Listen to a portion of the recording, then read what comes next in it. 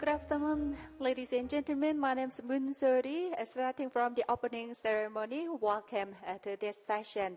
I'm speaking in Korean for this session. Thank you very much for your cooperation, and also please use your service at channel 2 for English. 여러분 반갑습니다. 개회식부터 함께하게 된 아나운서 문소리입니다. 제15회 제주포럼에 참석해 주신 여러분, 지구시스템과 기후위기 글로벌 거버넌스 강화 방안 세션 지금부터 함께 시작하겠습니다. 오늘 한 행사 진행을 위해서 휴대전화는 매너 모드로 바꿔주시길 바라겠고요. 말씀드린 대로 한국어와 영어 동시 통역 서비스가 제공이 됩니다. 한국어는 1번, 영어는 2번 채널 사용하시면 되겠습니다. 그리고 온라인으로 참석하고 계신 분들 많이 계시는데요. 왼쪽 이어폰으로 국문, 오른쪽 이어폰으로 영문이 송출이 됩니다. 함께 하시는데 참고하시기 바랍니다. 그러면 이번 세션의 좌장을 소개해드리겠습니다. 김상협 제주연구원 원장님께서 오늘 함께 맡아주시겠는데요. 대통령실 국정기획수석실 미래비전 비서관에 이어서 녹색성장기획관을 역임을 하셨고요. 카이스트 초빙교수이자 글로벌 전략연구소 지속발전센터장을 역임하시면서 저탄소 녹색성장 및 국제기구 변화 분야에서 정말 활발하게 활동을 하고 계신 분이십니다. 자, 그러면 여러분께 소개해드리겠습니다. 김상협 원장님을 박수로 맞아주시기 바랍니다.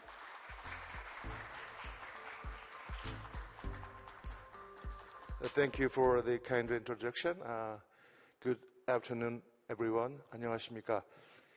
It is my utmost privilege and honor to moderate this important session. As you see, we have a wonderful gathering that cannot be better. First and foremost, we have Chairperson of the National Council for Climate and Environment and former head of the UN. By serving the UN for 10 years as the Secretary General, Mr. Ban Ki-moon simply contributed to the new history of humankind by launching Paris Climate Agreement and Sustainable Development Goals together. If I had to choose just one person that deserves a real good description in the history book of the 21st century, that should be Chairman Ban. To begin with, I'd like to invite Chairman Ban Ki-moon for a kind and encouraging opening remark for this session. Please join me welcoming Chairman Ban Ki-moon.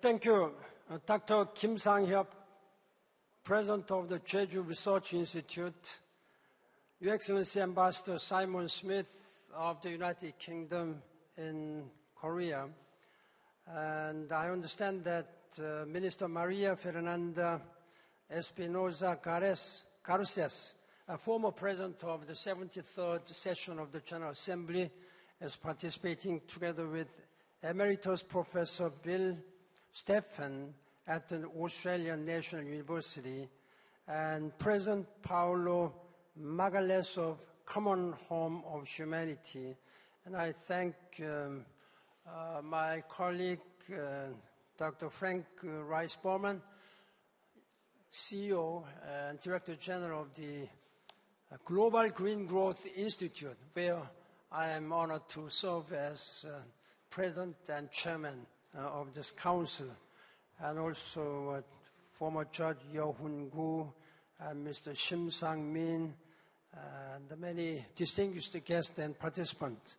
It's a great pleasure for me to speak to you during this opening session on the Earth system and the climate crisis, held on the occasion of this Jejuporum 2020. My special thanks go to the Jeju Research Institute for hosting this important and incredibly timely meeting.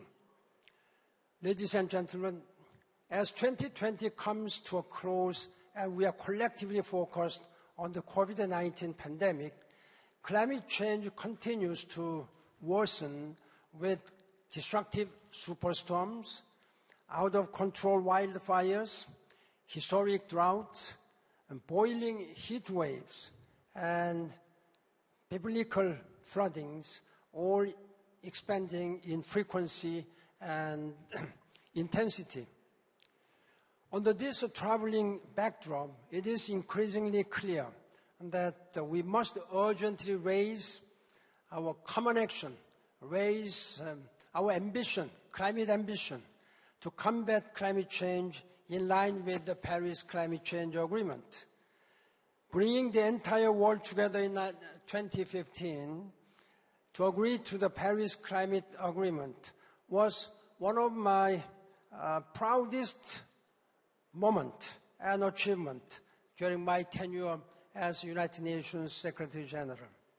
The Paris Agreement sets viable targets to impede rising temperatures, constrict greenhouse gas emissions, and spur climate-resilient development and green growth.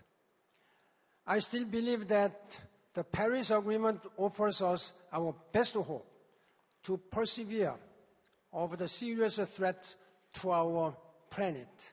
But we must come together in partnership to step up implementation efforts. As I have invested so much time and energy and passion during my tenure period at the United Nations, I was deeply, deeply disappointed, even angry, when there was an announcement by President Trump that U.S. would be withdrawing from the climate change agreement. It was just after a few months after the adoption, unanimous adoption of this by the international community. Now that U.S. presidential election is almost coming to a conclusion, I don't know, I'm not an American citizen, but it's up to them. But in any way, there is a prospect that former Vice President Joe Biden may be elected the president. And I am also very happy that he had already declared that he would immediately return to Paris Climate Change Agreement and invest at least $2 trillion to resuscitate, first of all, political will as well as economic adaptations. In this connection, I believe that whole international community must work together to take concrete action to help combat our climate emergency when the United Kingdom government is going to host COP26 in Glasgow next year. As urbanization continues, we should be cognizant of the American philosopher and psychologist William James once said, I quote, "We are like islands in the sea, separate on the surface, but connected in the deep," unquote. Indeed, we are one. We all share a common habitat on the same planet, and this planet is now sending us signs of distress. The lessons which we have learned and the many messages which have been delivered in Jeju Peace Forum today, it's clear that there is interconnectedness between and among all the problems which we are now facing. Say, starting with the coronavirus, it is tightly interconnected with the climate. Because our human society has been degrading ecosystem, where animals would have their own habitat. Then, because of that, they have no other choice but to come nearer to our society, contradicting human beings with viruses. because icebergs in Arctic regions are melting rapidly, at least 1 trillion tons a year. If we do not keep global temperature rise below 1.5 degrees Celsius, then the scientists and climatologists warn that we have no future. There will be sea level rising, at least 1 meter to 1.5 meters.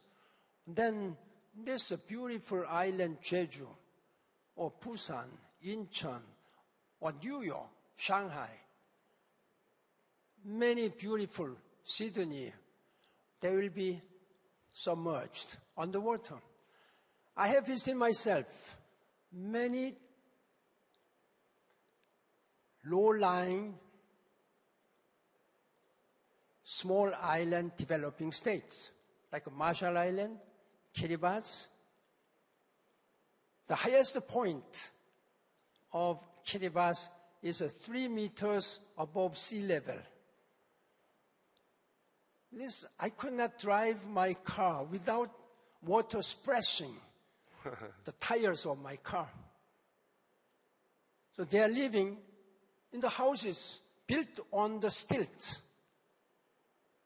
And I was given even life jacket while in my small hotel. Because not anything can happen any time in Kiribati and small island developing states. This is the fact. And this kind of intensity, rapidity, becoming much, much more serious these days. In that regard, I think this meeting, even though this may be a small one, like how to care our Earth and climate emergency situation is something which we must do. I met His Holiness Pope Francis last year. We were discussing about these climate issues. He told me that God always forgives.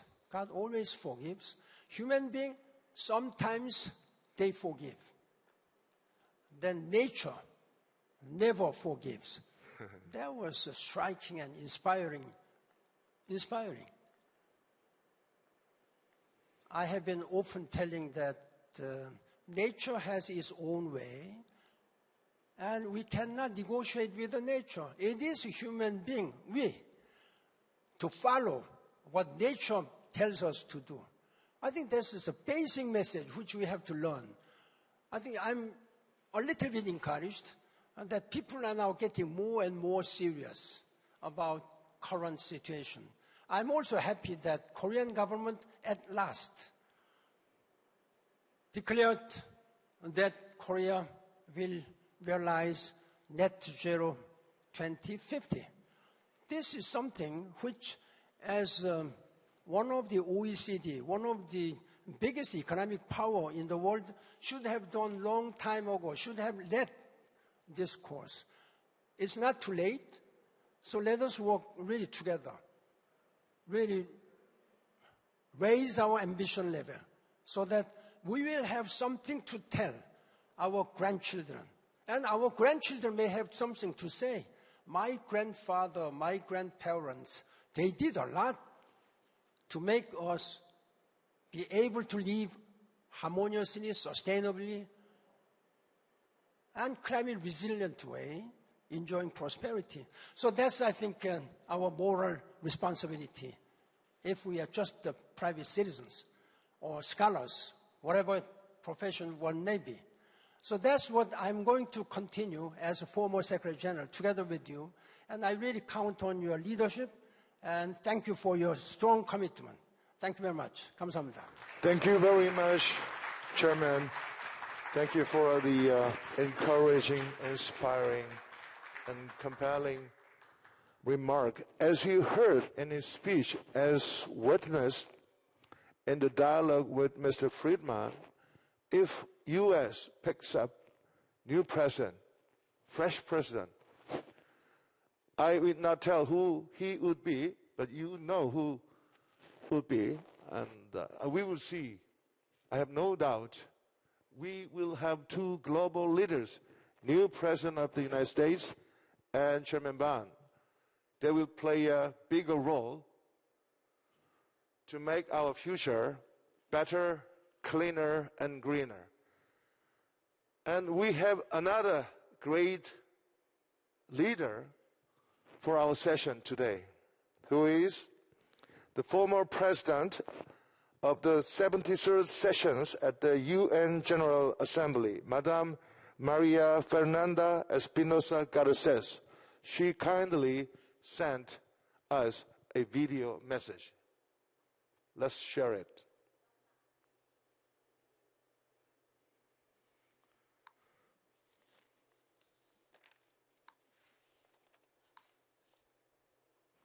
Thank you very much to the Jejuporum 2020 for Peace and Prosperity. Greetings to all the attendants, in person and virtually. What gathers us today is an issue of critical importance, reinventing multilateral cooperation. And the title of today's session is very compelling, The Earth System and Climate Crisis, Seeking Stronger Global Governance. In spite of the loss of thousands of lives, the catastrophic impact of the COVID-19 pandemic has also brought new impetus to build back better societies. We know what to do and even how to do it. The weak part seems to be the leadership and global institutions that we need to act here and now. We hear time and again that solidarity and cooperation are the answer. But we face a paradox, a wealth of ideas and a shortage of political will and bold decisions to coordinate, to cooperate, and to have a shared vision on priorities. More than ever, we need stronger international institutions that are fit for purpose, not only to address the multiple crises unleashed by the COVID-19 pandemic, but to find solutions that help us build a new pact between nature, society, and the economy. That is why I am a strong supporter of the novel initiative to have a global pact for the environment. The goal is to have a new overarching instrument that introduces the principle of the integrity and unity of the Earth system, considering that it is a common heritage of humankind and the scaffold for our well-being. Since the beginning of this century, common challenges continue to grow in number, complexity, urgency, and impact. Historical rates of poverty, inequality, conflict, violence, and instability are common denominators of human society. And we are still fighting against the climate crisis, which, if unaddressed, will increase human insecurity. Greenhouse gas emissions continue to rise at a rate of 1.5% per year in the last decade, despite scientific warnings and political commitments. The COVID-19 humanitarian crisis has allowed to better appreciate the virtues, but also the limits of multilateralism. The 75th anniversary of the United Nations should be the opportunity to build back better. And this means not only debt restructuring or green jobs and recovery plans, but also a strong call for renewed governance arrangements to deliver for people and the planet. And for that, we need a systemic approach. Achieving the Sustainable Development Goals will come hand in hand reaching the climate goals. This would prevent catastrophic impacts on the economy, the environment, and the livelihoods of millions of people. Let's recall that there is a close connection between climate and sustaining peace. Climate change undermines human security. Violent conflicts caused by climate change can exacerbate poverty, inequality, food insecurity, violence, migration, among other consequences. COVID-19 has certainly been a litmus test for humanity. We have realized that our behavior can change dramatically and quickly. We consume less, we produce less, we travel less. The key question remains on how to restore economic activity without restoring all patterns of environmental degradation. The Global Pact for the Environment can certainly be an enabler for a green and inclusive COVID recovery. Humankind is at a crossroads, my friends. This is the moment in which we decide the path we wish to take. Leadership is sorely needed, but it has to come from the whole of society. It's not only governments or messianic leaders, but social activists, women, opinion makers, scientists. We all have a role to play in building back better. We have the responsibility to craft a new culture of multilateralism, which is a culture of cooperation, of coordination, of taking informed decisions to ensure that our global commons are managed, cared for, and preserved for future generations. We already know the results of inaction, which strikes hardest the most vulnerable. Our future starts today, and every action or inaction will have repercussions in the way we live, in our health, in our security, in the interactions we have as humans, and in the impacts we generate in nature and the functioning of our ecosystems. It is perhaps time to build back better a multilateral system that goes beyond technocratic refurbishing. In spite of the shortfalls and the pressing need for a profound reform, I am a strong believer that the UN, the United Nations, is irreplaceable. Perhaps today we are witnessing the beginning of a new era, a new foundational moment for the UN, and the voice and agency have to come from all of us. We are the UN, and the organization has to deliver for we the peoples this powerful first phrase of the United Nations founding charter. I thank you for your attention. Thank you.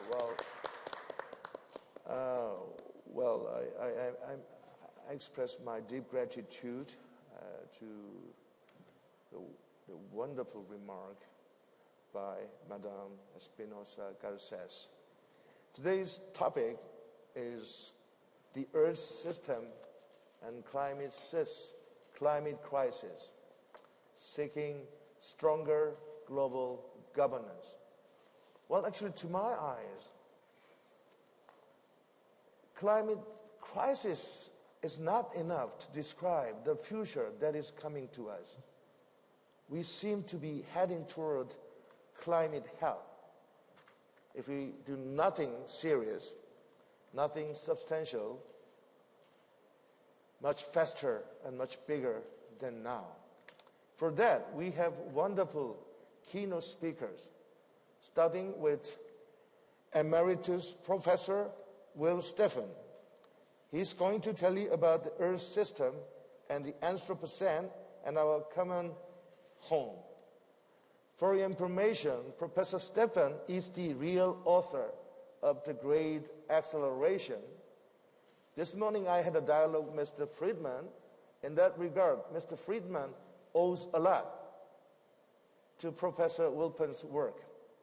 Okay, let us invite Professor Wilpin. The screen and the floor is yours. Please. Thank you very much. It's a real pleasure to be here, at least virtually at the Jeju Forum, and I really appreciate the opportunity to talk to you about the Earth system. So I'll just get my slides up now. Let's see. Right, so I want to talk to you, as Professor Kim said, about our common home, the Earth system, and the fact that we are now rapidly moving into a new geological epoch. But as several people have already said today, our planet is indeed a single system, and that's the basic framework we need to keep in mind as we think about what we need to do to deal with the multiple challenges that are made on this single system. My reference point here is the Holocene. It's about the last 12,000 years of the Earth system. And you can see what a stable, warm period that has been compared to the rough, jagged ice age before it. So we define our common home as a well-functioning state of the Earth system, one that supports us as individuals and supports our societies and supports the rest of life. And that's what we call the Holocene, the last 12,000 years. But as you referred to, the Great Acceleration, this human-driven phenomenon, has pushed the Earth system out of this 12,000 years of stability. We look at it in this way. These are 12 graphs showing what we call the human enterprise. That's us humans. You can see population, economy, energy use, resource use, and so on. And the time scale goes from 1750 to 2010.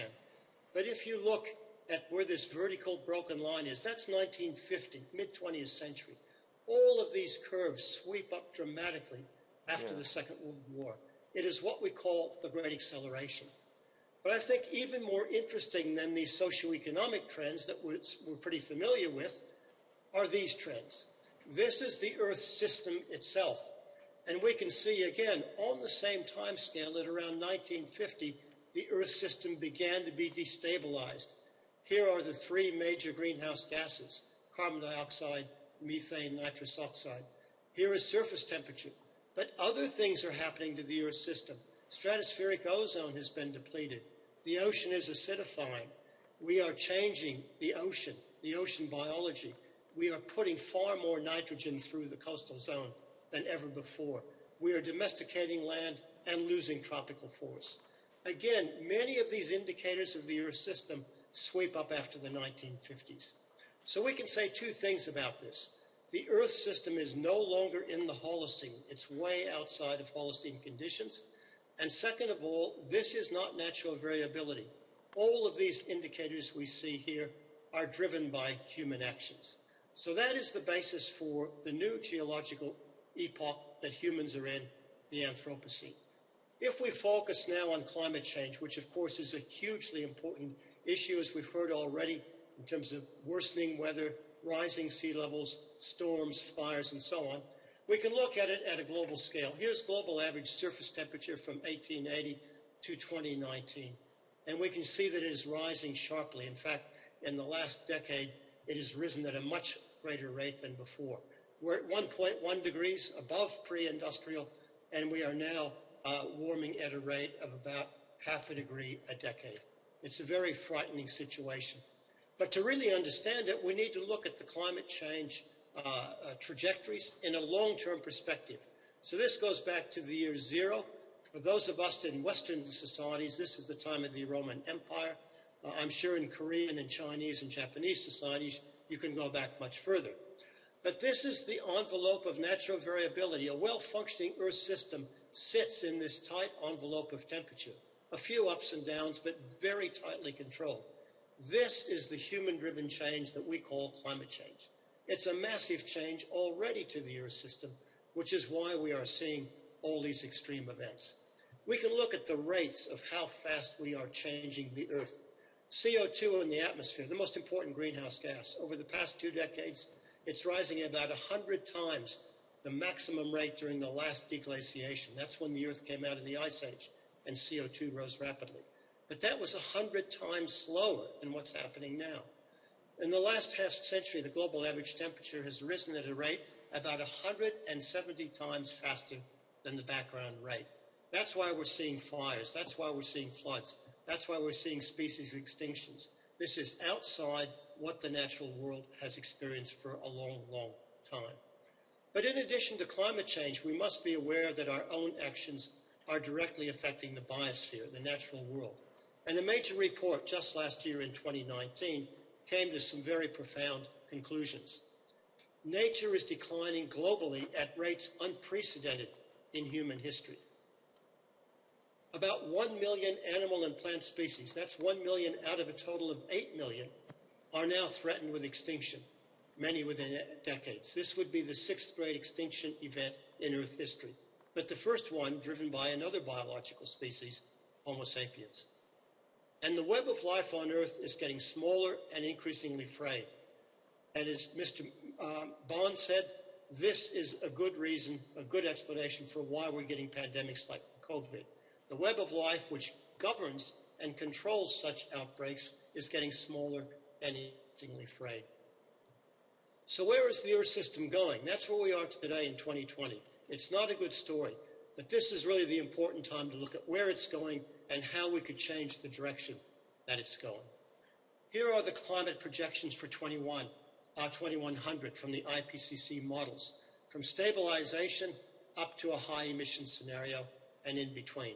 But these smooth curves are a little bit misleading because what we need to do is to put them on the same time frame as the current trajectory, the last 2,000 years. This is a slide I showed you before of where we are today, about 1.1 degree above pre-industrial. But if we put the projections on the same time scale, they look like this. So here's 2000, 2100 is about here.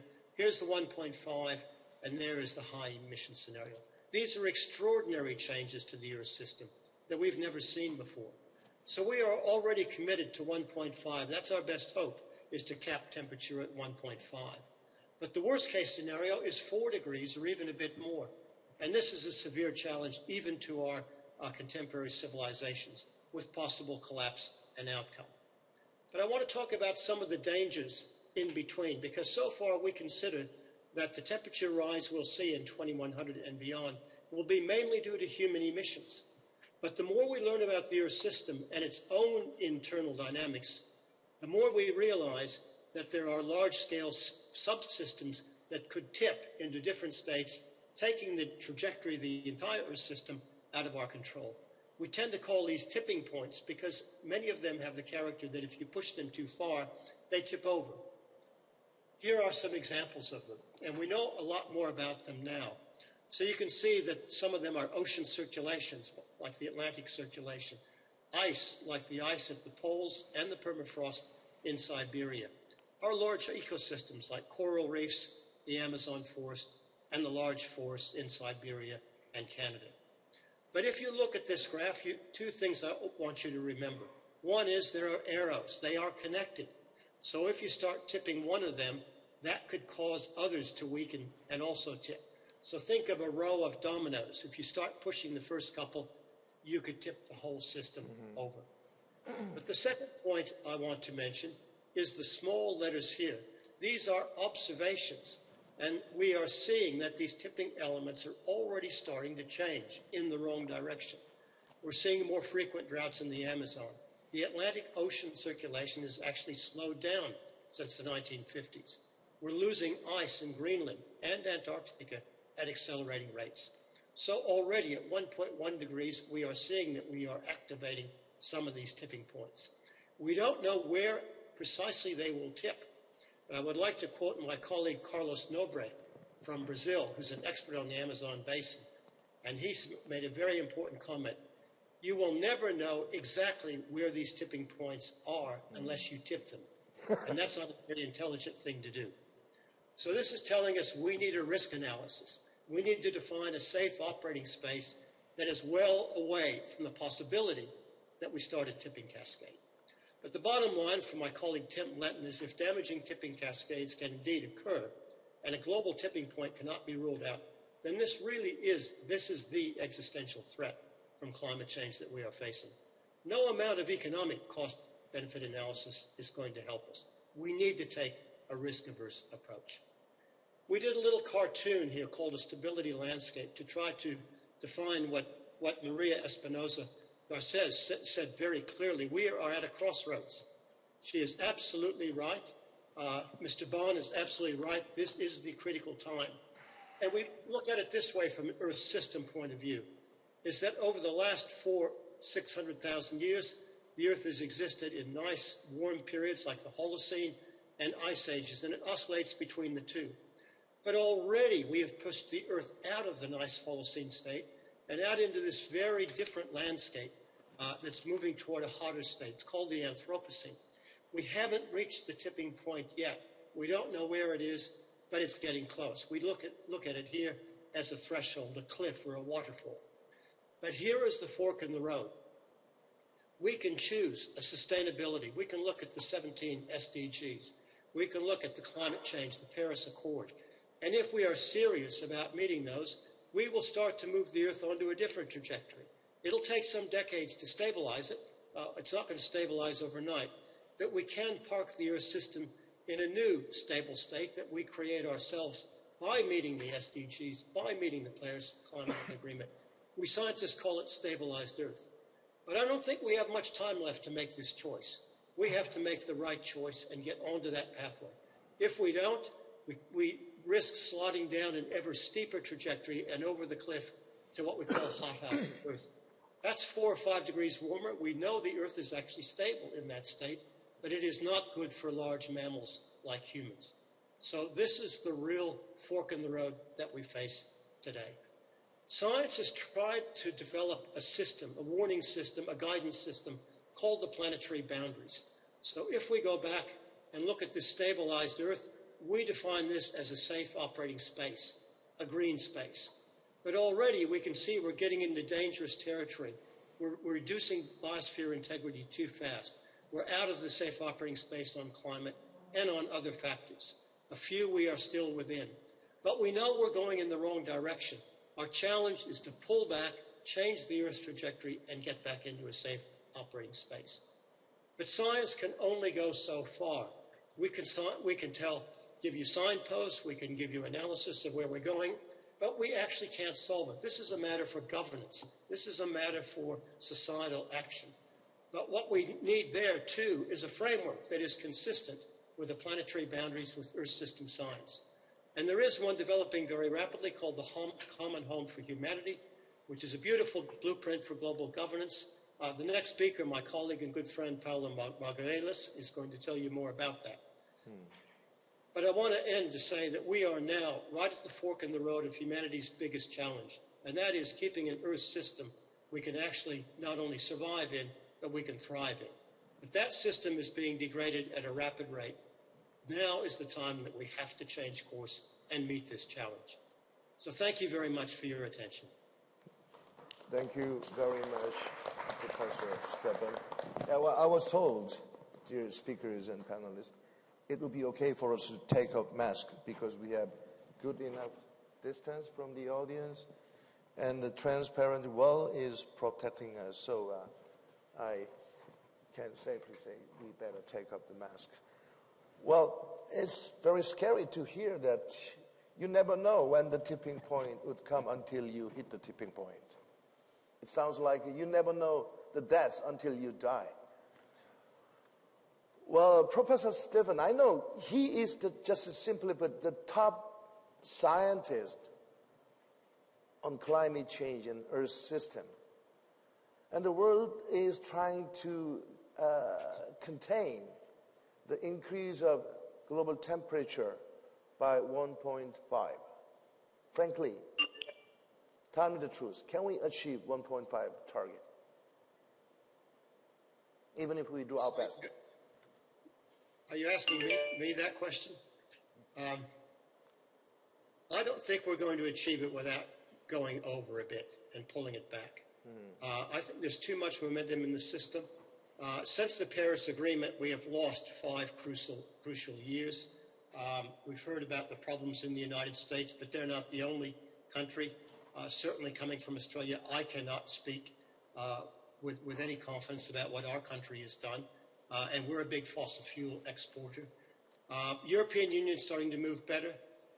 We're certainly seeing some good signs out of China now, which is very important.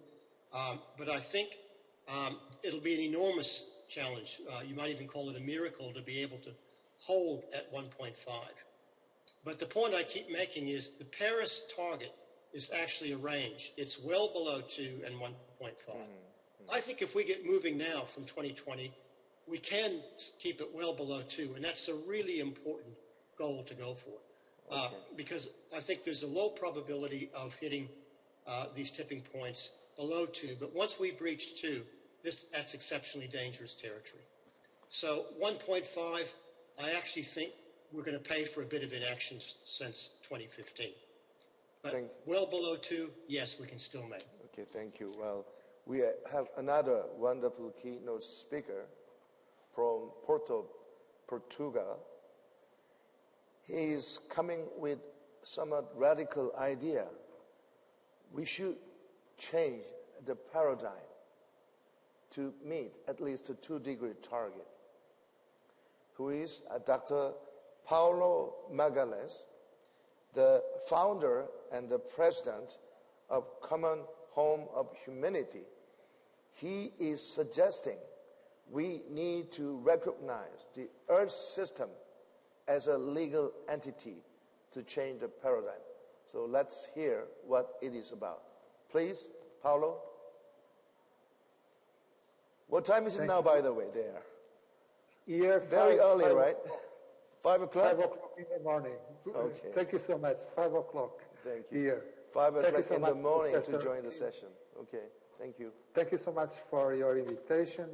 It's a pleasure to be here to share the need for a paradigm shift and to think that as human societies, we have to think that the base for our actions, the base for the way how we act is the legal framework. So in a situation like this, we need to think that we cannot navigate new waters or to think in another way without having a new legal framework. Let me share the screen for the presentation. And this is the question, why we need a new critical legal innovation to tackle climate change. We have 10 years to change, to try to stay before 1.5, and this requires rapid and far-reaching transitions. And do you think that it's possible to achieve this without a new way to conceive the planet Earth? And this could be the new way to conceive the planet in legal terms could be the game changer of this question.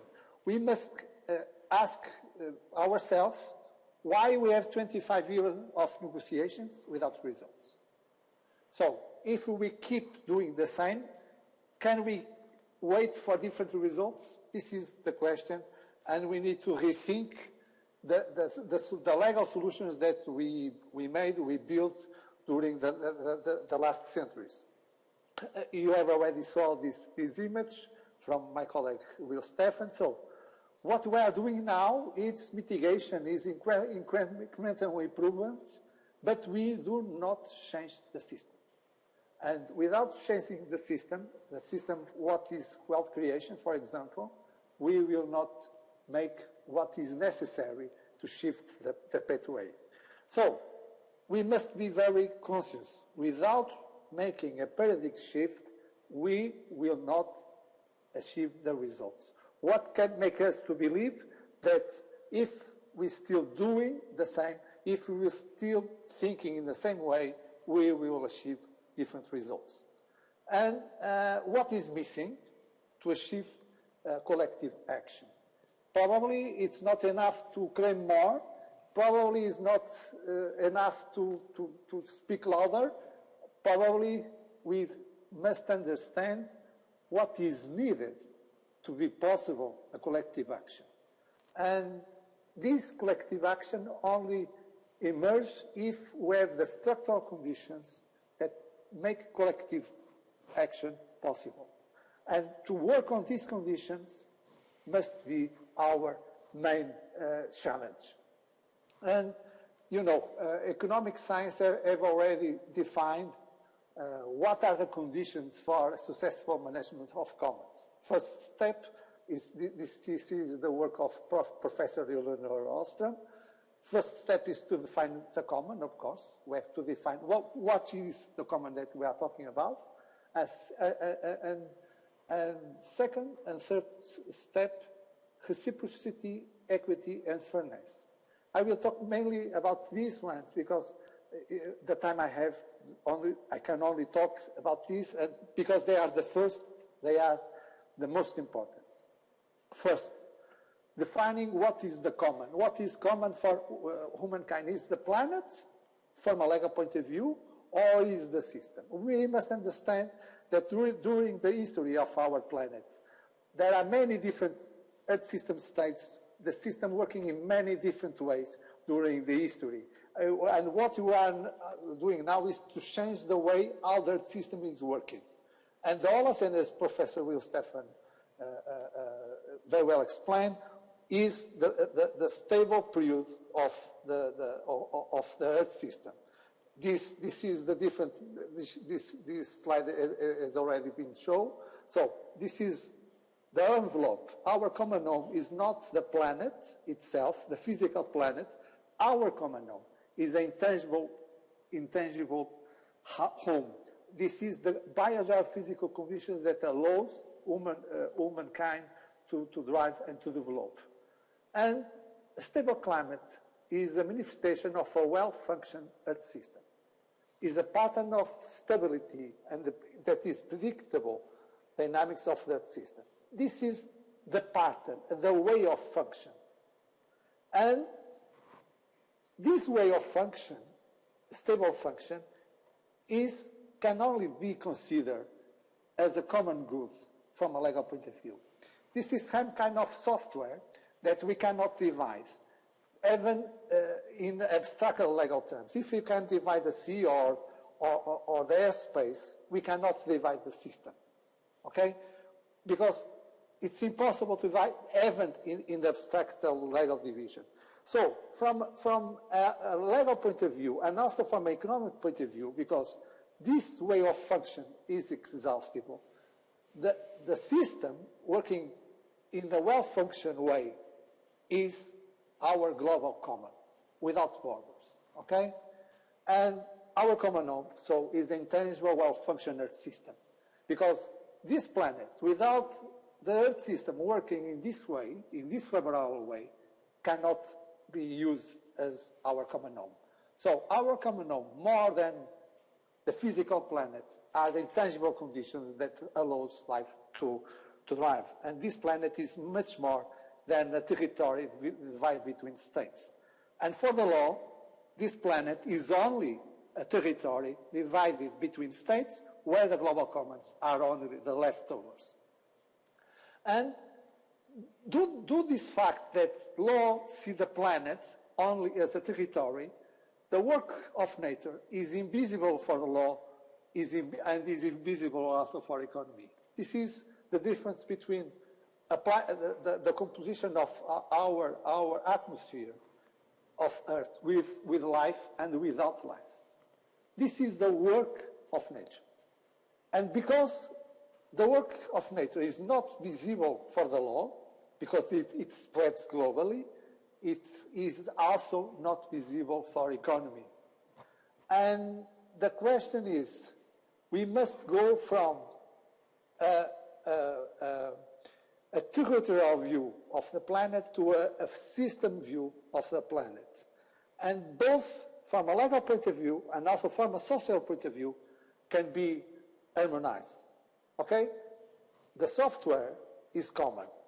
The planet, we can divide the planet, we can divide the territories, but we cannot divide the software. Our proposal is to recognize the software of the planet, the way of function of the planet, as a common heritage of mankind, intangible common heritage of mankind. We have a lot of objects of law that are intangible. Why cannot we recognize that the system is common and to build one economy that maintain our global common? So today we can define this global common, the first step for one collective action, and through the planet boundaries that were already very well explained by Professor Will Stephen. And the safe operating space is not a territorial space. It's an intangible space. When you are talking about this space, you are talking about a quality space and not a space that you can measure in hectares. So it's different from the territorial approach. If it's different from the sovereignty, it's a different concept of sovereignty. Sovereignty is based on the territory, and we are talking about quality, the composition of the water, the composition of the space. One thing is the airspace. Another thing is the chemical composition of the atmosphere. Two different concepts, two different ideas. There is no sovereignty over the composition of the chemical composition of the ocean. There is no sovereignty of the composition of the atmosphere. So we need to leave the territorial approach to an Earth system approach, and non-territorial elements of the system. And this discussion starts sooner than we usually thought. Because when the question of climate change entered on the UN in 1988, the first proposal was to recognize climate as a common heritage of mankind. It was a Maltese proposal of 12th of September of 1988, and if this proposal was accepted, we have a worldview where we have an intangible global common without borders. To recognize a global common without borders from a legal point of view, this would be the biggest revolution in the history of international law. Of course, we cannot accept in our mindset that we have a global commons without borders in a global scale. So the solution was to decide that climate change is not a global common, instead, but of course, climate still being a global common, because there is no borders, you cannot divide it. But we invent something that is a common concern of mankind. From a legal point of view, no one knows very well what is a concern from a legal point of view. And this still being the framework of Paris Agreement, for example. And this worldview is a worldview without a global commons, without borders. So the first problem that we have is that for the collective action, we need to define what is the global common that we need to manage. This is the first step. And we do not accept that we have a global common without borders. Because the solution of concern is a mitigation solution, where each one try to mitigate the damage with a self-contained system, a system of burden sharing, but we have always a negative sum game. In the end, everyone tries to make less emissions, but in the end, all of them will continue to make emissions, and more important, because the global common does not exist, nobody can make positive impacts on the common, and if you make positive impacts on the common, you are not compensated. This is the heritage view. We have a global common without borders. The intangible exists in the real world, and we have a new object of global governance without borders. The climate exists as heritage. So this is the game changer, to recognize the existence of a global common. Because in the heritage, because the global common exists, you are not only making the accountancy of the negative impacts, but also of the positive impacts. The reason, for example, why we're still destroying the forests, we're still destroying Amazon, is because the work that is made in Amazon disappears from a legal point of view.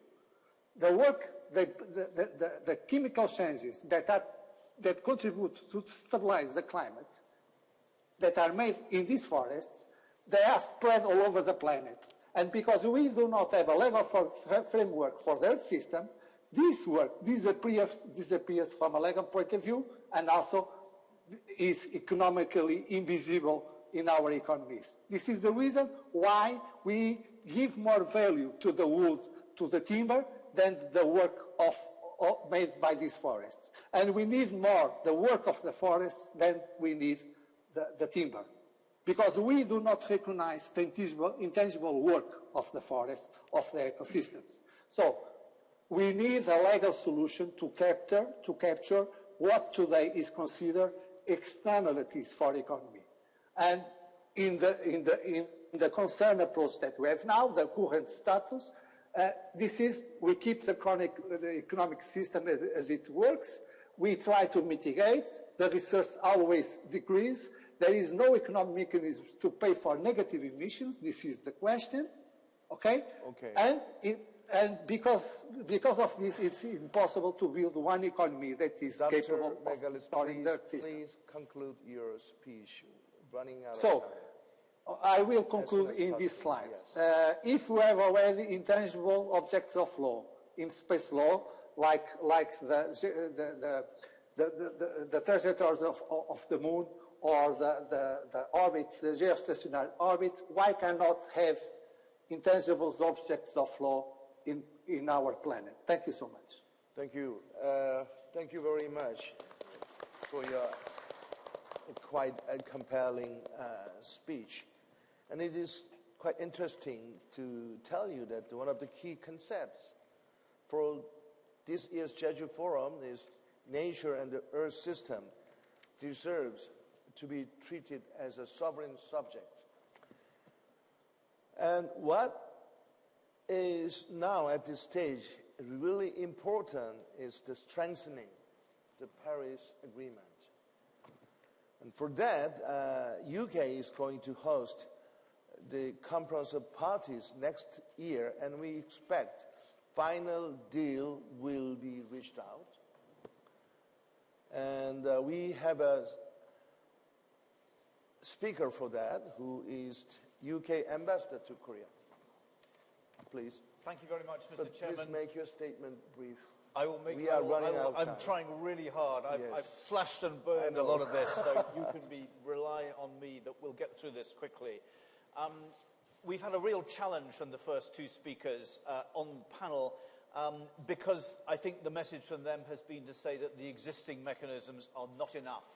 And so it's a bit embarrassing for me to have to talk about COP26, which is, of course, as you'll know, no less than the 26th meeting of the Conference of Parties of the UN Framework Convention on Climate Change. And I'm sure Einstein would be telling us, for goodness sake, guys, if you're doing something for the 26th time, surely you should have got a bit further down the track. Now, I'm here to tell you that to some extent, yes, I agree with the people who say we have to reinvent mechanisms. I also think we really have to work hard to make sure the mechanisms that we have work effectively. Yeah, and that is what COP26 is about. So for anyone who doesn't know, COP26 will happen in Glasgow in the UK in November next year. It should have happened right now, but it was postponed by a year because of COVID.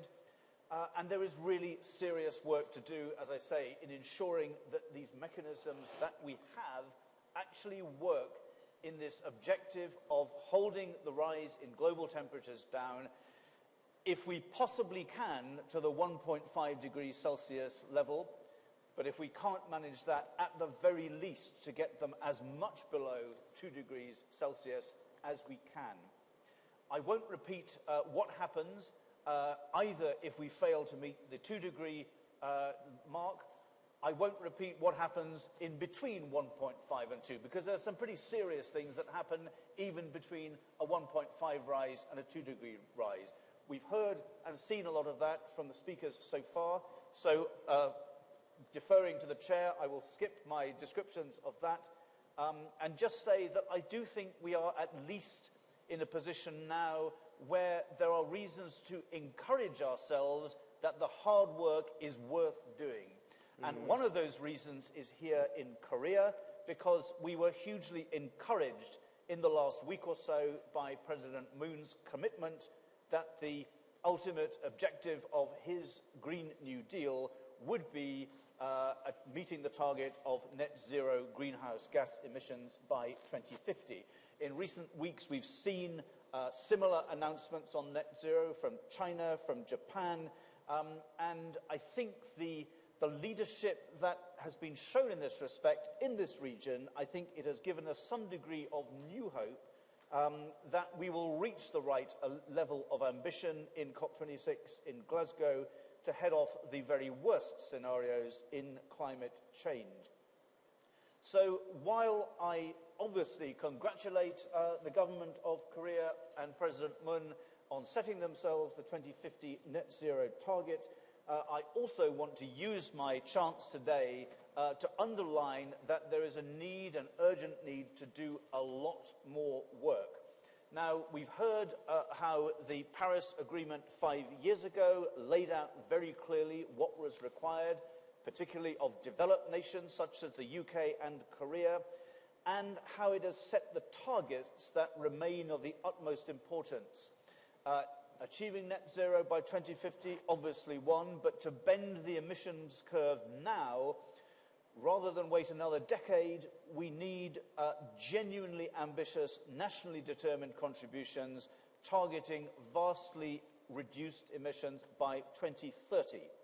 We need also to help less developed countries adapt to a future with climate change, and we need to mobilize green finance to pay for this transition. So in our COP26 presidency, we will aim to focus ambition on long-term emissions reduction targets through 5 core campaigns. And I'm briefly going to talk about what those are. First of all, we have the challenge of energy transition very much at the core of ambition here. And we're asking countries to phase out the use of coal by 2040 at the very latest. And again, if countries genuinely aspire to 2050 net zero, this seems to be an absolutely essential target to try to hit. Now, the economic argument for phasing out coal is already highly compelling. The economics of fossil fuels in general are increasingly unsustainable, and renewables are now, of course, cheaper than existing coal plants, as this chart illustrates. So what will be asked of governments in Korea and elsewhere is that when you're making investment decisions, that you ensure that your taxpayers' money is being invested sensibly and not in the carbon-intensive industries of the past. Now, across the globe, an increasing number of countries are showing that energy transition and that increasing the pace of energy transition is possible and it makes economic sense. In the United Kingdom, for example, we've already just about finished completely with coal as part of our power generation mix. Moving on, campaign 2 is on transportation. Here again, electrification in transport, also critical, also absolutely essential that targets need to be set in this area if we're to meet the 2050 net zero targets and to show that those are serious and achievable targets. Again, just for an example, in the UK, we in the United Kingdom are likely to ban new sales of vehicles using internal combustion engines by 2035 at the very latest. We're looking at whether we can do this earlier. Many countries are looking in the similar direction to look and see how early they can bring forward the time when internal combustion engines will not be used on their roads. Once again, a crucial element if we're to meet the 2050 net zero targets. Campaign 3 is finance. Now, this again is a critical campaign. As you can see here on this one side of this slide, investment and subsidies for fossil fuels are still continuing to be hugely outpacing investment available for new renewable energy, and that has to change. The additional problem is that insufficient resource is currently available to finance the approximately $6.9 trillion worth of global infrastructure investment that we need annually. So ahead of COP26, we'll be working with central banks, with financial supervisory authorities to inform thinking on resilience of global economies to future climate scenarios. We'll work with financial leaders to encourage the integration of climate change factors into all professional finance decision-making in line with the recommendations of the Task Force on Climate-Related Financial Disclosures, the TCFD. And this, if you have not heard of this mechanism, this is something which has already grabbed considerable buy-in from businesses around the world. Almost 1,500 businesses already signed up to this discipline of climate-related financial disclosures, and identifying ways in which they can reorient investment and finance away from the activities that damage the climate. Fourth campaign is nature. This is all about so-called nature-based solutions. It's a recognition that some of our best solutions to climate crisis can be found in nature. Like many other countries, the UK has increased its spending in this area. We've committed at least 20% of our £11.6 billion international climate finance budget for the next 5 years on forest and land use interventions to reduce net carbon emissions. Just as a very practical illustration of what this can mean, we are also supporting projects in countries like Colombia to assist them in establishing land rights and build institutions within the criminal justice system in order to get a stronger grip on illegal deforestation and to build greener and more resilient rural economies. So that's nature. Last but not least, the campaign on climate resilience. Now, given the damage already done to the climate system and the resultant impact on economies, livelihoods, and ecosystems, we have to ensure that preparations are put in place, including the tools, the finance, and the coordination, to ensure that countries adapt to and prepare for a climate-resilient future. Here's another map.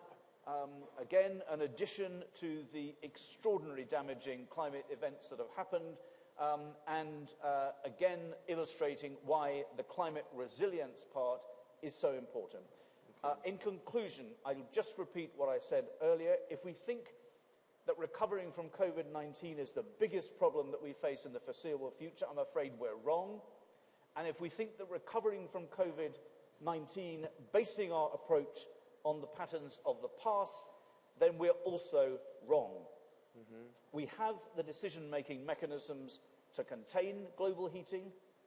We don't need to reinvent them all, but we have to reinvigorate them, and there's still time to do this, but not much. Thank you very much. Thank you very much. I wish I could hear more from you, but as this time is running very fast.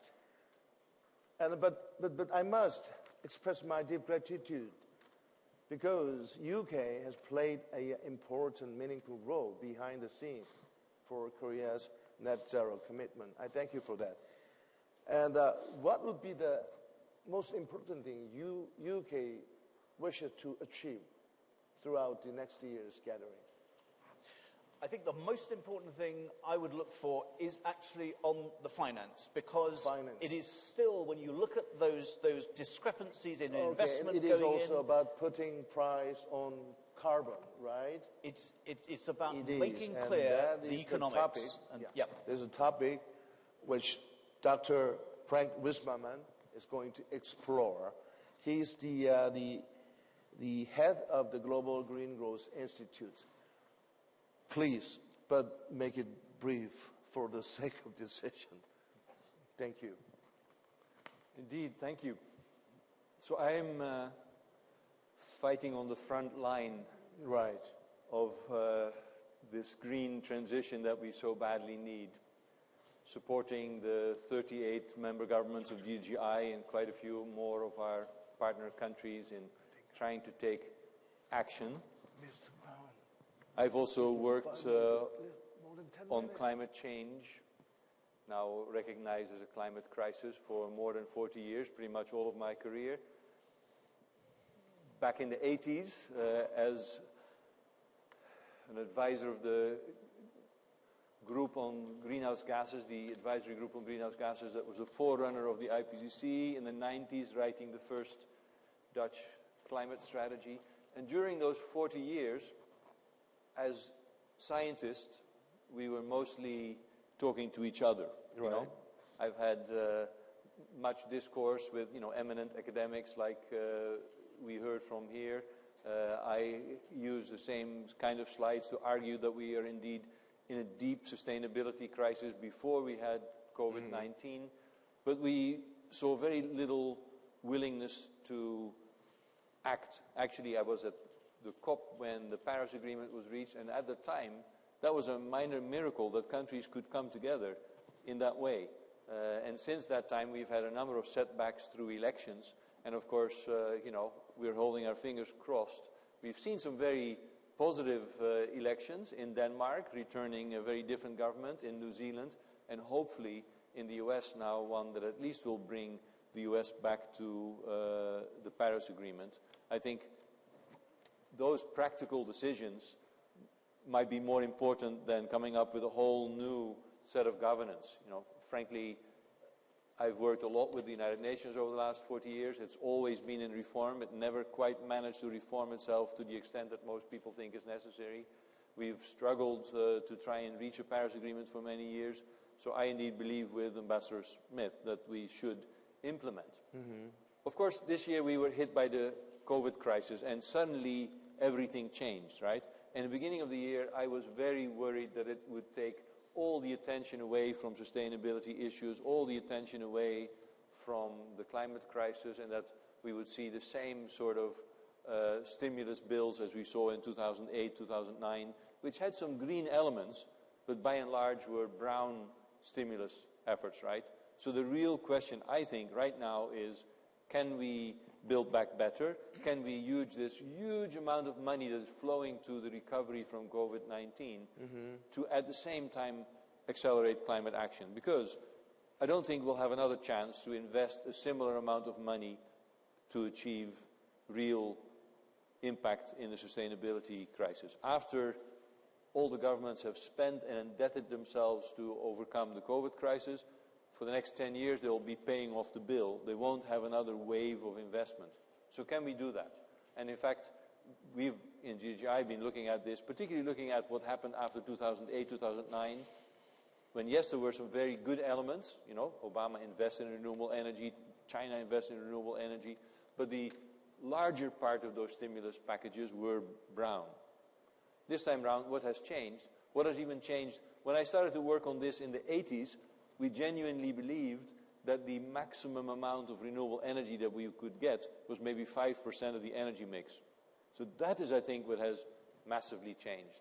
Even since 2008, 2009, what has really changed at investing in renewable energy has become a smart economic decision. You're now a thief of your own wallet if you build another coal-fired power plant.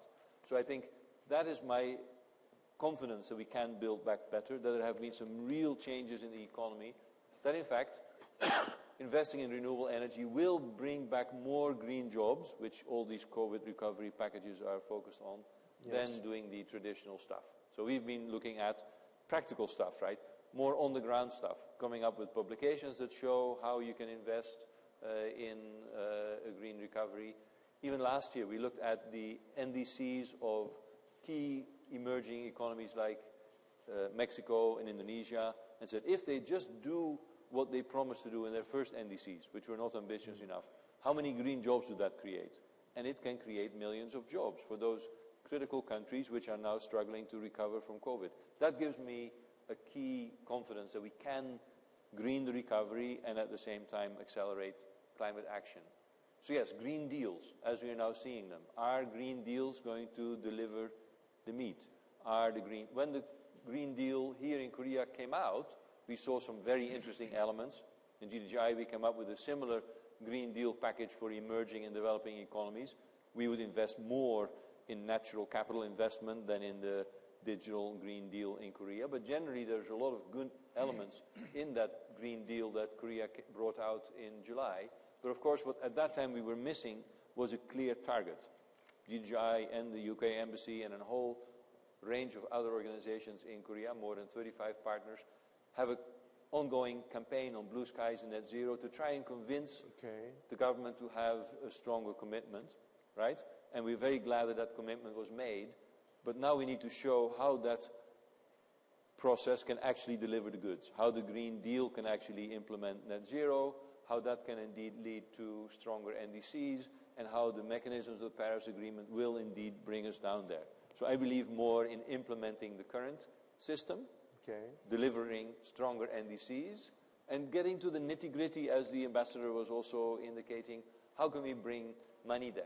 And what the ambassador didn't indicate, what I would plea for, is to say that hopefully COP26 will also bring us finally agreement on Article 6, which will help create a global carbon market, because I think we badly need global carbon prices. Right now we have some national markets, like here in Korea, and some regional ones, and prices are climbing from $10 to $20 to $25 per ton. But the same kind of scientists, good scientists that show what we need to really bring Paris about would be more in the order of $70 to $75 a ton, which we won't really have if we don't bring about a more global carbon market. So my last slide is to say that I think the best, but yes, much more incremental strengthening of governance would be to get agreement on Article 6, to help bring about success in the Paris Agreement, to strengthen these national and regional carbon markets, and lacking a proper global carbon market, at least carbon taxes. You know, there's lots of national policy barriers still. There's lots of improved governments by removing fossil fuel subsidies, by setting the right kind of frameworks to indeed come up with green deals that really deliver those net zero targets. And frankly, to see more private companies here in Korea. In the US, when the federal government stepped back, at least we saw a lot of companies committing to RE100 and so on. Yeah. In Korea, we see now Shinhan, SK, LG, but we need many more. And then I think there is practical action around setting up more practical green bonds that flow, more green finance, and improved governance around green finance as well. So yes, I agree that we need improved governance to make the world more sustainable, but I would rather focus on the more nitty-gritty of practical action at the national and subnational level. Thank you. Thank you very much. But it's very interesting to see big companies such as Google and Apple are making more impact than the public sector to move companies such as Samsung, SK, etc. Well, today's topic is, one of the core topic is about how can we give legal recognition to the Earth system we live on. So we invited two legal experts. One panelist is Professor Shim Sang-min, who got a doctoral degree from the Stanford University and professor of Korea National Diplomatic Academy. And he's going to share his view on the climate change from the perspective of security. Please help me make it brief. I will do my best. Well, thank you for all who come here to listen to this wonderful session. I'd like to focus on only two things, which is the climate security nexus and what the world governments could do to increase our awareness of this nexus and what we should do about to operationalize these climate security issues. Some of the slides were prepared to pay tribute to the former Secretary General Ban, but he's now gone, so I can safely get rid of those slides. So that will just save us some time. Mm-hmm. Yeah. Climate security basically means that climate change can work as a multiplier of pre-existing threats. We can take examples like the decreased precipitation, making certain the management of common resources unstable. That will translate into the tense state-to-state relations that will bring up some armed conflict, as you can easily imagine. And some of the climate change's aspect could work as an existential threat to some of the low-lying countries, as the former Secretary General Ban wonderfully described. So these possibilities of climate change as posing itself as a security threat to many nations would give them an urge to get together to find common solutions. And in the hopefully, and eventually, they will form a so-called climate security alliance so that they'll work together to find common solutions, and they'll work together to build strong institutions, and they'll work together to tackle the problems right away without deferring any actions further. One of the great examples that took climate security into the policy, the national security policy, is the United States, especially the Obama administration in 2012, from 2008 to 2016. They integrated the concerns on climate security into every detailed policy decisions of the national security. And they President Obama issued a presidential declaration that all the national security advisors and the institutions that dealt with national security should incorporate the concerns of climate into their planning and implementation decisions of national security.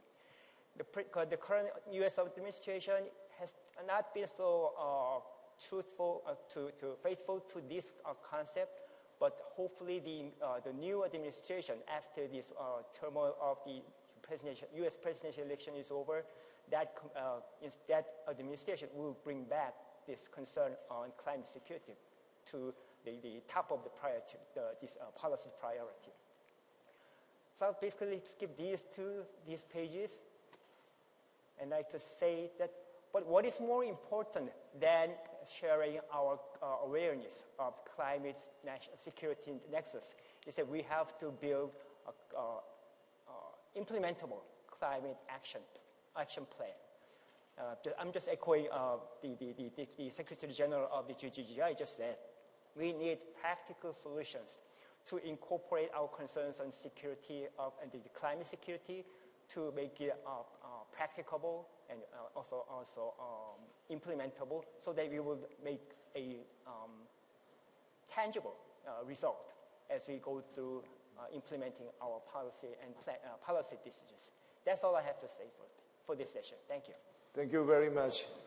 You saved my life. I'm being told that we are really running out of time. But I need to ask just a simple question. I need to have simple answer. So you are a super expert on international law.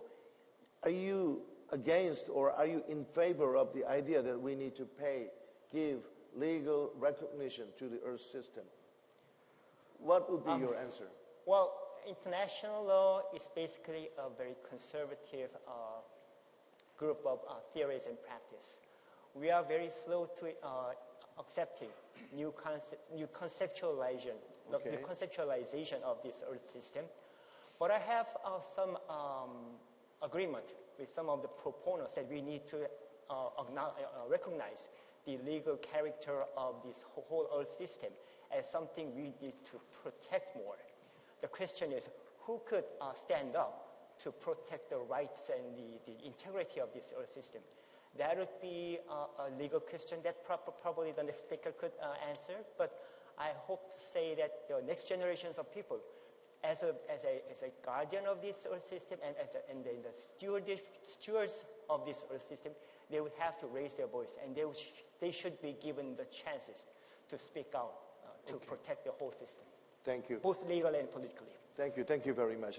Now, last but not least at all, we have the speaker representing the Coalition for Our Common Future, which is co-hosting this session with the Jeju Research Institute, Mr. Yeo Hoon-gu, the chairman of the coalition, and he's also attorney at Kim and Jang Law Firm. He used to be a presiding judge, in other words, chief judge, Seoul Central District Court. So if you don't behave, you go to prison. Please tell us your view on these issues. Thank you. Good morning or good afternoon. I am Hoon-gu Yeo, chairperson of Coalition for Our Common Future. Following our discussion, the Earth system and climate crisis, seeking stronger global governance, I will present on the topic of the legal paradigm shift for climate governance.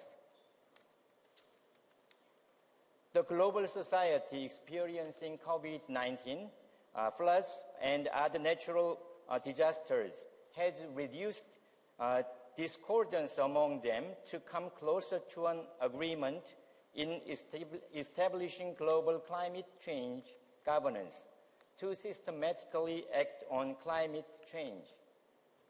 Yes. As Thomas Berry pointed out, bestowing a legal entity to the Earth is restructuring the current governance system centered around human activities and rights to one centered around Earth and nature. There are many ongoing attempts to incorporate concepts like the Earth law into domestic constitutions and administrative laws to establish effective climate governance. For example, in Bolivia, the law of the rights of Mother Earth was passed by the Legislative Assembly in 2010. To enforce it, the country has to develop new economic indices and implement greenhouse gas control reduction measures and ecological audits on public and private enterprises, targeting all economic activities. The United Kingdom added climate change elements to the fiduciary clause of its investment regulations for the occupational pension scheme, etc. Although climate change has not been a factor held accountable, now they analyze risks resulting from climate change in order to monitor and respond.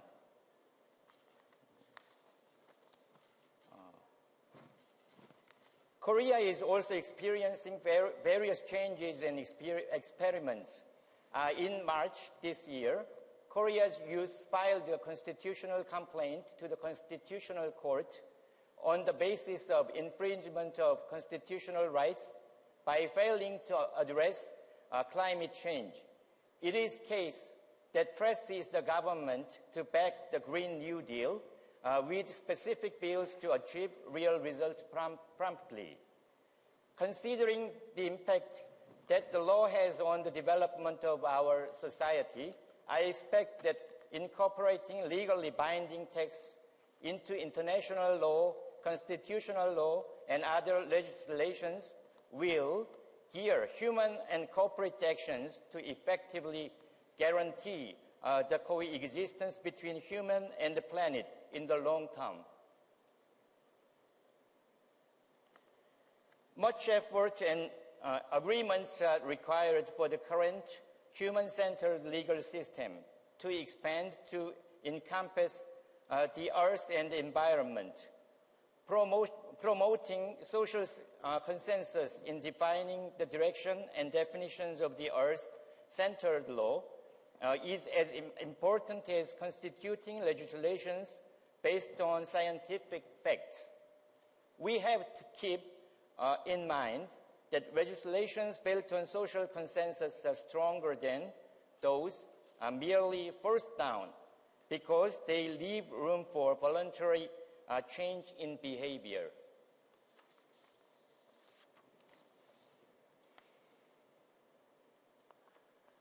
Focusing on the voice of the youth and the next generation is most necessary in building social consensus. They are the beneficiary and parties of the climate governance.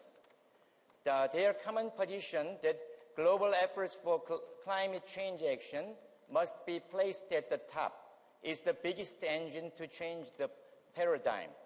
The older generation must prepare the foundation for the legal paradigm shift and prepare the stage for the youth to freely discuss the future, ultimately reflecting their stories in the whole process of the legal paradigm shift. Then, how? In this regard, the Coalition for Our Common Future has endeavored to create opportunities for the young to speak out about their future. We have been all ears. Through our Climate Scout program, we have held climate change seminars and have provided educational curriculums to university students eager to become young professionals. They were also given opportunities to share their opinions in diverse forums. In addition to having our youth voice out their thoughts, I, as the chairperson of Coalition for Our Common Future, will keep pondering ways for our youth to build a social consensus that can be reflected in the future legal system. Thank you. Thank you. It seems to me that the Chief Judge declares that we need to pay more attention, not only the Earth system, but also young generation. My conscience is strongly telling me that we need to hear some voices from the young generation. So I know some of you are here representing Climate Scout movement. Anyone? Yes, please.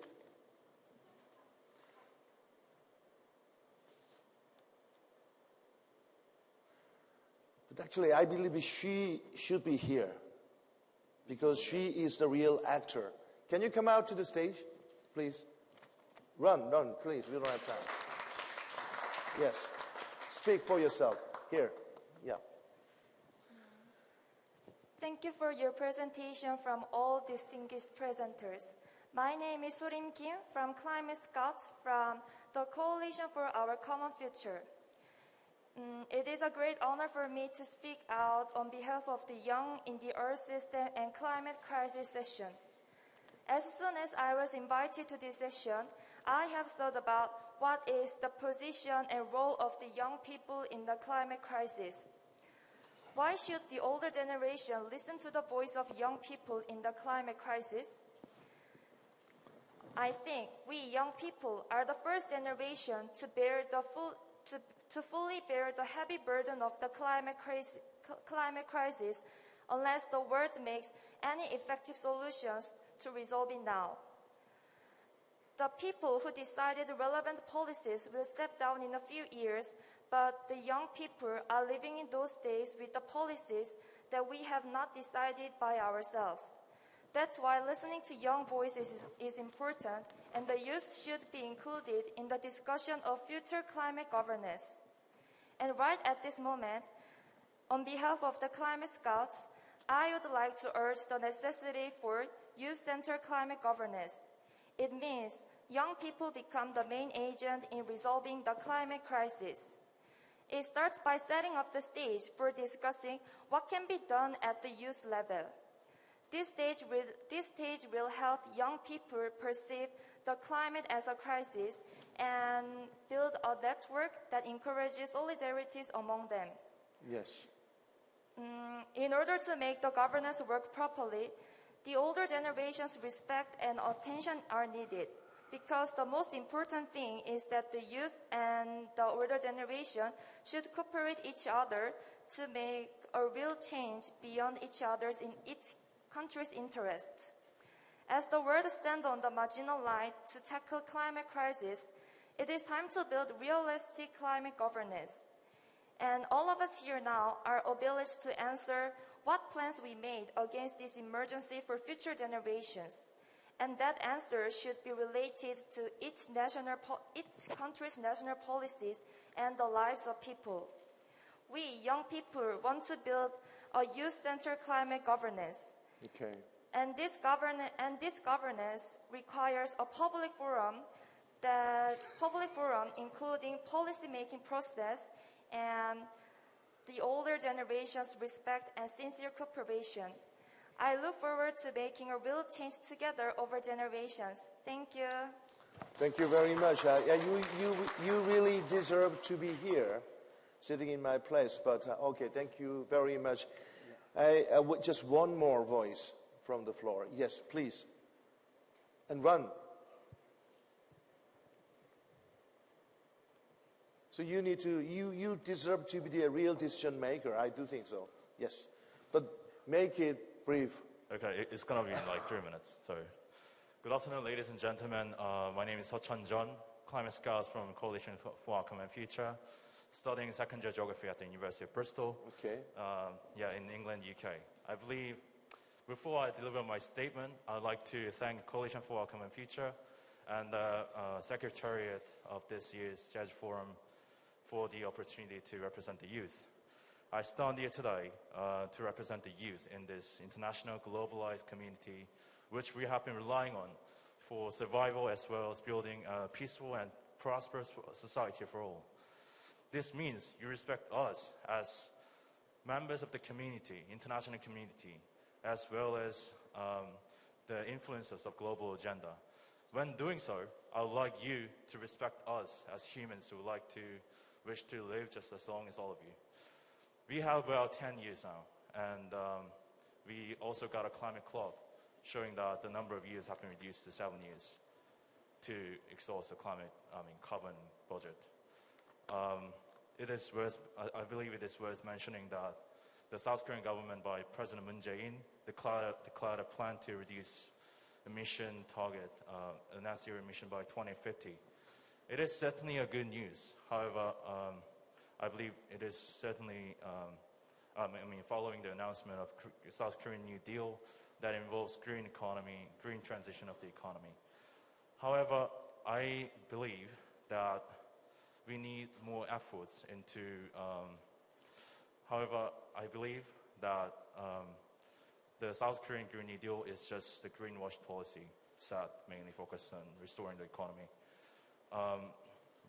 As of Paris Agreement in 2015, keeping the global temperature under 1.5 degrees Celsius has been an ultimate goal of international society.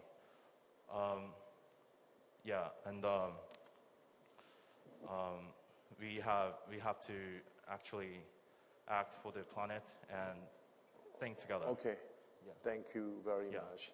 So I heard your voice was echoed. Yeah. Final comment, you have anyone? I like to emphasize the fact that we need a clear and specific goal for emission reduction targets. I would like to emphasize this to President Moon and Chairman Ban Ki-moon of National Council on Climate and Air Quality. You are absolutely right. That's why we are here. Thank you. Thank you. Yeah, and thank you for waiting for a long, long time. Our keynote speakers, Professor Stephen and Dr. Megalis, you have a few seconds for your wrap-up message. I'm a very poor moderator. So, Professor Stephen? Yeah. Yes, I'll just make one very quick comment following this last talk and on behalf of the young people. 2050, yes, it's great, but it's really too late. We need to really focus on what are we going to do by 2030 or maybe even 2025. If you look at the carbon budget, which was mentioned, we have very little emissions left before we're going to breach the Paris targets. So I would like to see countries focus far more on 2030, which is also closer to the time frame of their decisions and what they can actually do. Okay, and Paula, you are running a UN 75 movement. Yeah. Please. Let me be very focused. I like very much all the presentations. The carbon pricing is very needed. The question that is missing is that we need also, besides the carbon pricing, we need to pay for negative emissions. We need to pay to restore the system. The nature-based solutions, there is no nature-based solutions in the global scale if we have no legal and economic scheme to pay for the benefits that are made on the system. Only working on both sides, pricing the carbon and compensating the benefits that nature can make on that system. And this changed the rule of the game that we have now, that only by destroying nature we have wealth creation on the GDP of countries. We need both.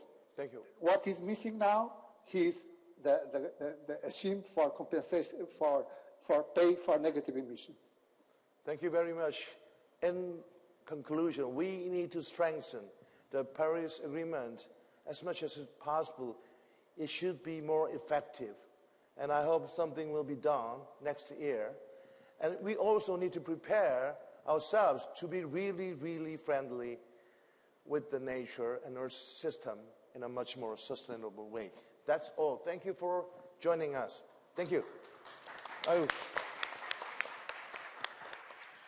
Thank you. Thank you very much, the moderator and wonderful panels for making this stage more passionate and useful. Thank you very much. 고맙습니다.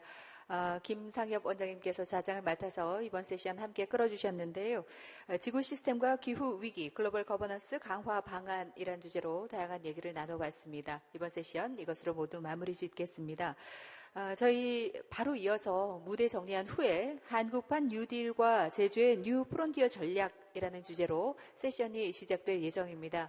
역시 바로 세션이 진행될 예정이니까요. 온라인으로 함께하고 계신 분들도 조금만 더 기다려주시고 바로 이어지는 세션에 많은 관심과 참여 부탁드리겠습니다. 무대 정리 후에 바로 진행하겠습니다. 고맙습니다.